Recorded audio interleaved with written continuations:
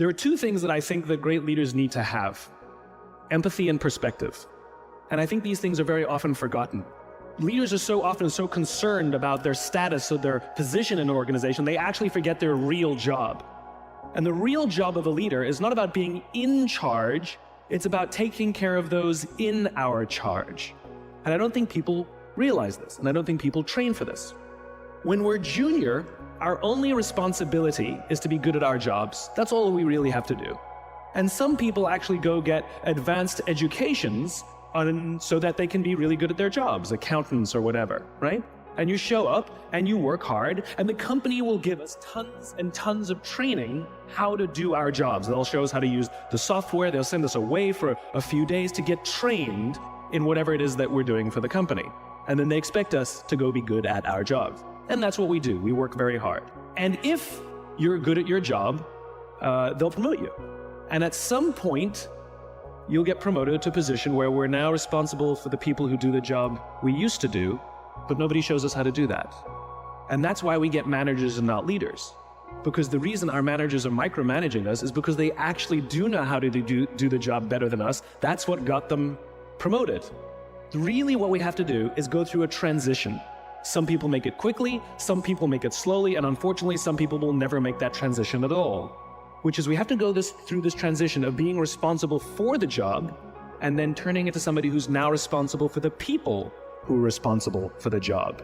And as I said before, one of the great things that is lacking in most of our companies is that they are not teaching us how to lead.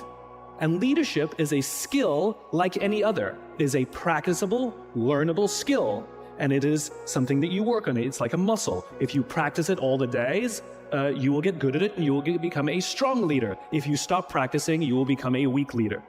Like parenting, everyone has the capacity to be a parent. Doesn't mean everybody wants to be a parent, and doesn't mean everybody should be a parent. Leadership is the same. We all have the capacity to be a leader. Doesn't mean everybody should be a leader, and it doesn't mean everybody wants to be a leader. And the reason is because it comes at great personal sacrifice. Remember, you're not in charge, you're responsible for those in your charge. That means things like when everything goes right, you have to give away all the credit. And when everything goes wrong, you have to take all the responsibility. That sucks, right? It's things like staying late to show somebody what to do.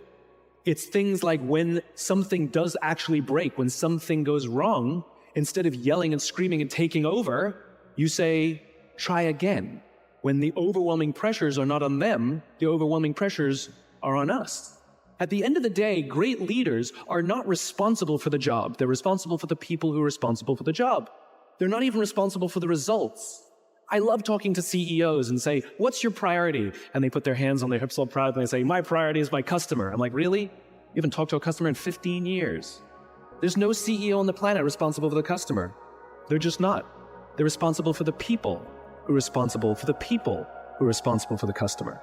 I'll tell you a true story. A few months ago, I stayed at the Four Seasons in Las Vegas.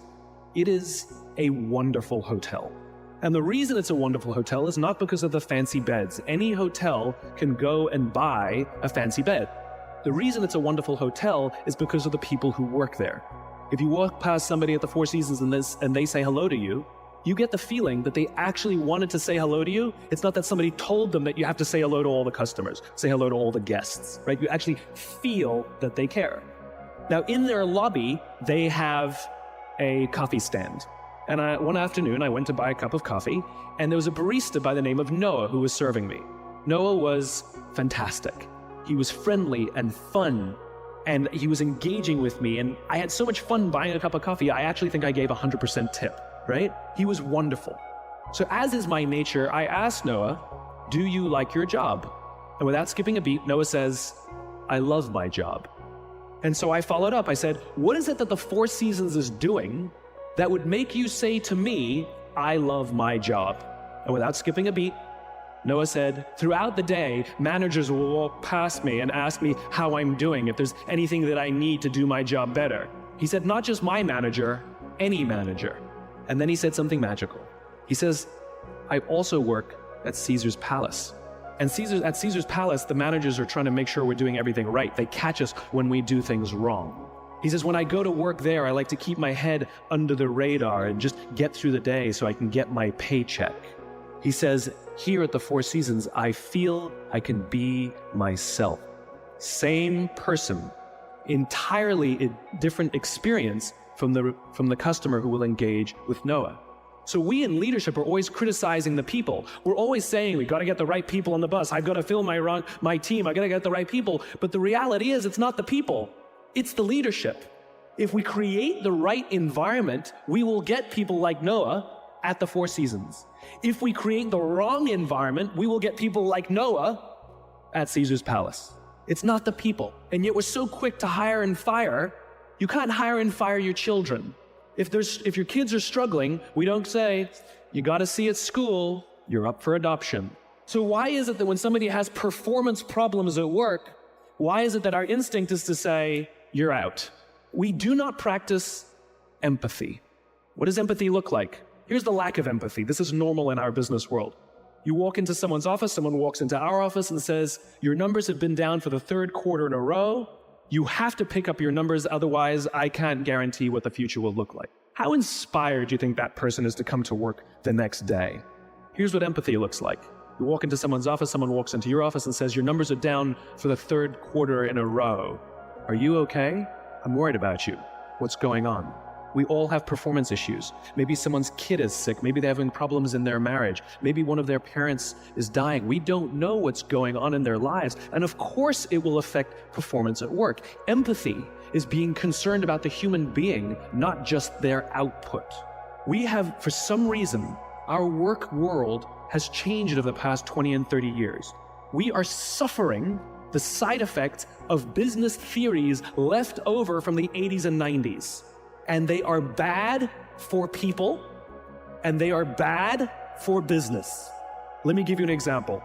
The concept of shareholder supremacy was a theory proposed in the late 1970s. It was popularized in the 80s and 90s. It is now standard form today. You talk to any public company and you ask them their priority and they say maximize shareholder value. Really?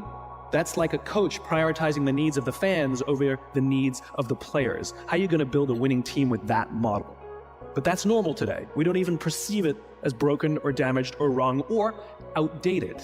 Remember, the 80s and 90s were boom years with relative peace and a kinder, gentler Cold War. Nobody was practicing hiding under their desks in school anymore. We are no longer in those times. These are no longer boom years. These are no longer peaceful times, and those models cannot work today. Here's another one. Mass layoffs. Using someone's livelihood to balance the books, right? It's so normal in America today that we don't even understand how broken and how damaging it is, not only to human beings, but to business. You know, companies talk about how they want to build trust and cooperation, and they announce a round of layoffs. Do you know the quickest way to destroy trust and destroy cooperation in a business, literally in one day? Lay people off, and everyone gets scared. Right? Can you imagine sending someone home to say, honey, I can no longer provide for our family because the company missed its arbitrary projections this year? And forget about the people who lost their job. Think about the people who kept their jobs. Because every single decision a company makes is a piece of communication. And the company has just communicated to everybody else, this is not a meritocracy. We don't care how hard you work or how long you've worked here. If we miss our numbers and you happen to fall on the wrong side of the spreadsheet, I'm sorry, we cannot guarantee employment. In other words, we come to work every day afraid. And we're asking our youngest generation to work in environments where how would any of us ever stand up and admit, I made a mistake? We're constantly being told, you have to be vulnerable. Leaders are vulnerable. What does that even mean? It doesn't mean you walk around crying, I'm vulnerable, right? No, what vulnerability means is you create an environment in which someone feels safe enough to raise their hand and said, I don't know what I'm doing. You've given me a job and I haven't been trained to do it. I need help. I made a mistake. I screwed something up. I'm scared. I'm worried. All of these things no one would ever admit inside a company because it puts a target on your head in case there's another round. And so we keep it to ourselves. And how can a company ever do well if nobody's ever willing to admit they made a mistake, that's scared, or they don't know what they're doing? And so we've literally created cultures in which every single day, everybody comes to work and lies, hides, and fakes.